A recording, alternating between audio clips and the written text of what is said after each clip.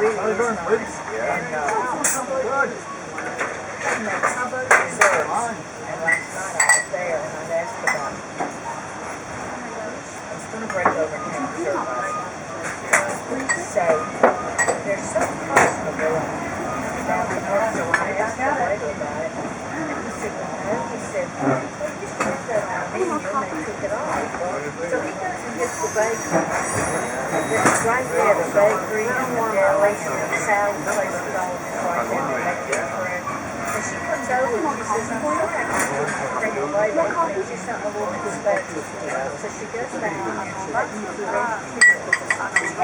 No, thank you, honey. Thank you. That's the Four Seasons. Yeah, we'll see. Oh, and what was it? Okay, then, so, you know where the art gallery is?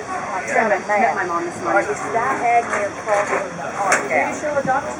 And it's, you know where the harbor is, where the ship, well, it's just about 3 blocks up from the cruise ship yard. I haven't spoken. I haven't really spoken to her. Where those big sails are, you know? That's where it is. Not far from the harbor.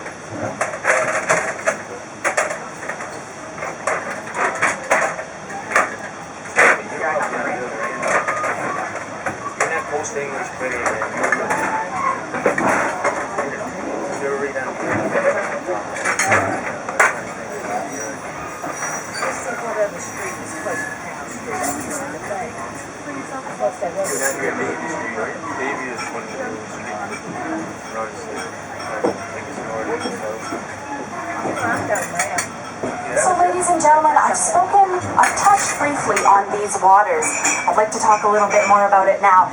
As I mentioned, this is Howe Sound, the most southerly fjord in North America. So a fjord, what that is, it is a narrow and deep body of water that goes inland from the ocean. So this is part of the Pacific Ocean. It's all salt water. These waters are, as you can see, quite narrow and very deep. Now this island, just off the coast right here with the large peak on the right-hand side, this is Anvil Island. Now Anvil Island is one of 2 islands that was named by Captain George Vancouver when he came here exploring in the year 1792. You will hear me say that year a lot, quite a bit as I'm speaking. Now you'll notice the small valley between the 2 peaks on the top of the island. That is located there is quite a large lake, and they used to run summer camps out of this lake on Anvil Island. Nowadays, it's a really great place for campers. They love to hike up there and stay for a little while. And as well, there's about 20 to 30 privately owned cabins on Anvil Island. Now back to Howe Sound. Howe Sound was also named by Captain Vancouver. He named it after his boss, Lord Richard Howe of the British Admiralty. So it's quite a wise career move, we all think. So Lord Howe, he never visited this part of the world. He never visited Canada or the Pacific Ocean, but it was named after him in, again, that year, 1792. Wow, we can still see the moon out.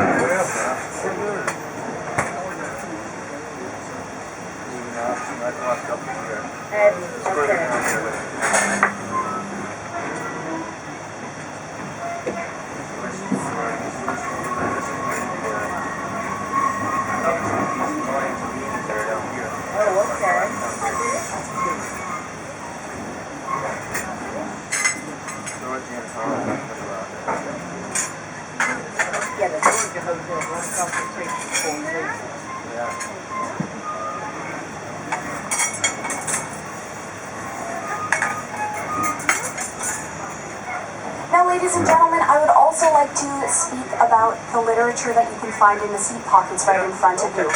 First is our milepost newspaper that can be found in the seat pocket for the aisle seat.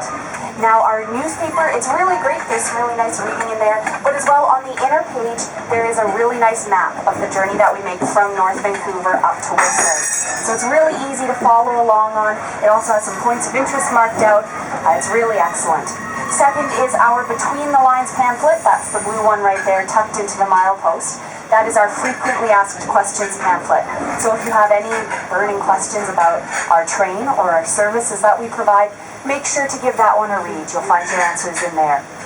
Third is the Golden Rocky Mountaineer magazine. It has some very interesting articles to read about all of the different places that we visit on our Rocky Mountaineer route. And last but not least is our 2012 Whistler collection. Now this is our merchandise catalog. All of the merchandise you find in these pages is available for purchase on board the train today. Now for methods of payment, we accept all major credit cards. So that's Visa, MasterCard, American Express, Diners Club.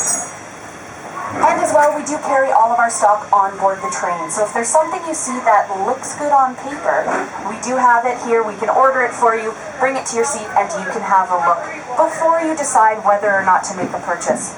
As well, on the back page of our merchandise catalog, you'll notice there are 3 day trip options for the town of Whistler. We do sell tickets to all 3 of these. First is a guided walking tour of Whistler Village. It's a really excellent choice for anyone who has not been to Whistler before. It's a leisurely hour-long stroll through the village, guided by a local. They take you around, show you all of the sights and sounds, and they give you all of the history of the town of Whistler. Second is, and I should mention that we only have 10 spots on our walking tour, so if it's something you're interested in, please do let me know. Second is a tour at Whistler's Aboriginal Museum. Now, we do sell tickets for this. However, on Mondays, the Aboriginal Museum, the Squamish Littlewalk Cultural Centre, does have admission by donation. So if it's something you're interested in, I would highly recommend it. It's really a fascinating museum with the BC First Nations people. It's such a rich culture. And finally is the Peak to Peak experience.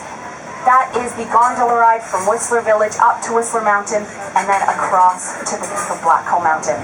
So if there's anything you're interested in, including day trip tickets, please let me know. I will very soon be coming around to take any orders you may have.